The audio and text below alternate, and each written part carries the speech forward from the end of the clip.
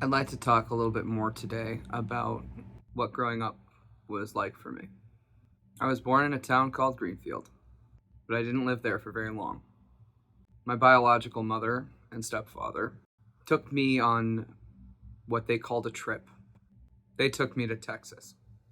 I don't actually know how old I was because they would tell me it was my birthday a lot more often than it was actually my birthday.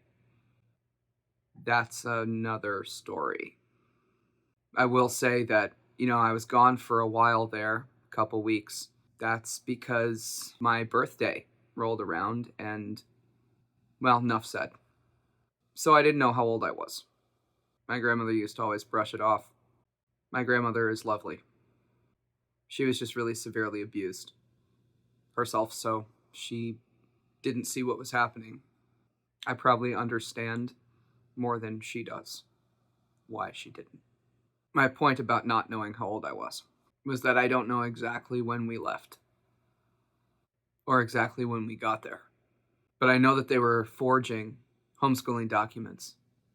They were forging a lot of things, saying that we lived in this town called Greenfield, that we most certainly did not live in. In fact, they would fly back there every 2 years or so to put on a big charade for the official people that would come to evaluate them for services that would not have been available down south. This all stopped once we got to this place. Dirt roads off of a nowhere highway. I mean, this place didn't even have a P.O. box. Miles and miles of dirt roads where a bunch of one percenters lived. The ranch owner whose family it had been since the founding of Texas, and the owners of a prominent trucking company. How much I would like to tell you which one. Maybe it'll come out one of these days when they catch a Jeffrey Epstein. I'm sure Jeffrey Epstein would have rolled over on these people. This place was, nothing had ever changed since the days of slavery. They just had to change who they were doing it to. Migrant workers, me, other people, and the people that have lived for generations in fucking cages. Y'all. You always hear about human trafficking. People talk about people being kidnapped, and you know why people are kidnapped is because the people that they've got in cages underground, they can't keep up with demand. The difference between slavery and human trafficking, my girlfriend pointed out, slavery's legalized human trafficking. And that's where I was. There was no phone. They kept the phone. Her concoction of lies, it was really well thought up. She claimed to have chemical sensitivities. I'm not saying that is not a real thing. I absolutely know that is a real thing. I also know that if you're smoking cigarettes and drinking alcohol, also, it's a really caustic chemical, bleach. Bleach is what she would have me use to wash things outside until they didn't smell like perfume anymore. Yes, I was wearing gloves, wrist-length gloves, that the bleach filled up in about 2 seconds. Sometimes I'd be out there for hours, all night, washing the same thing because it still smelled like perfume and I wasn't allowed in until it didn't. When I came back here, there aren't pictures and I'm so mad. You know how your lips get when you don't use chapstick when it's dry or cold? It was like, no joke, from here to here, from here to here. My mouth was fused open. I couldn't shut it because she wouldn't let me have anything because it was all too toxic. And that meant no chapstick or lotion.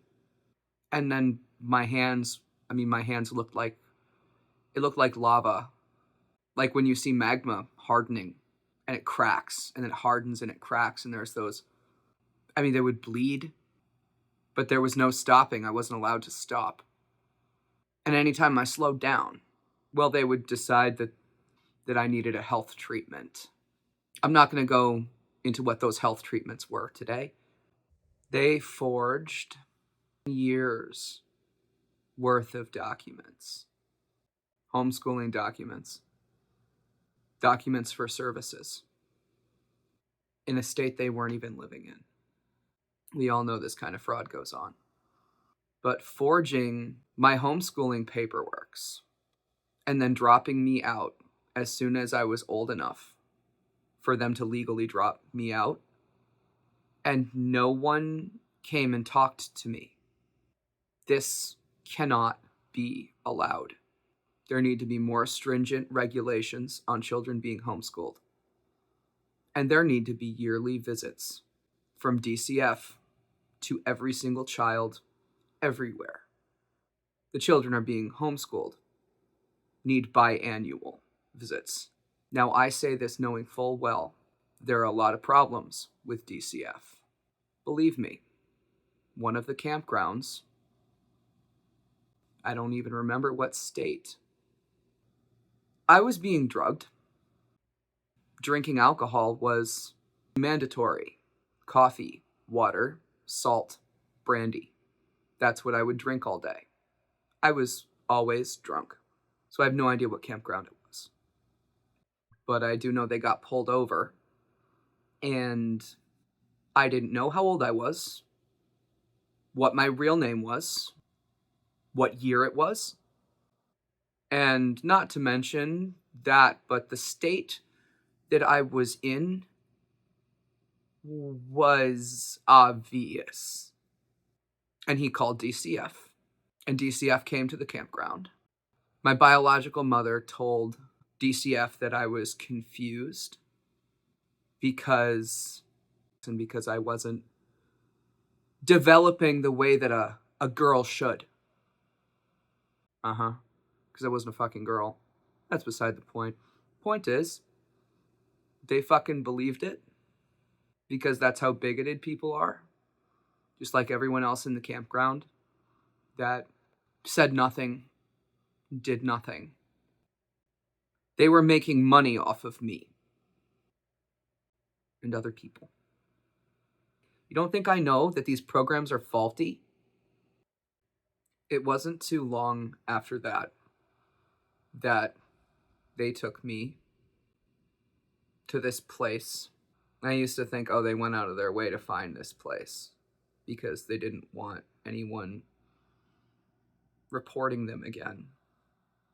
But then I realized, oh, this was always the destination. They just hurried up getting there. I mean, how do you find some place like this? A fucking people factory holdover from the days of slavery. A bunch of 1%ers live on dirt roads on a cattle ranch where they farm more than fucking cattle. How do you just find something like this? No, that was the destination. This can't be allowed. And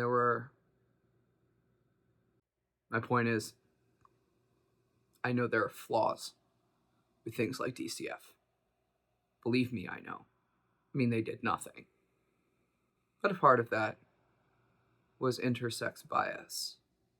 I know these agencies are flawed, but it's the only stopgap measure we have to try to prevent things like this from happening.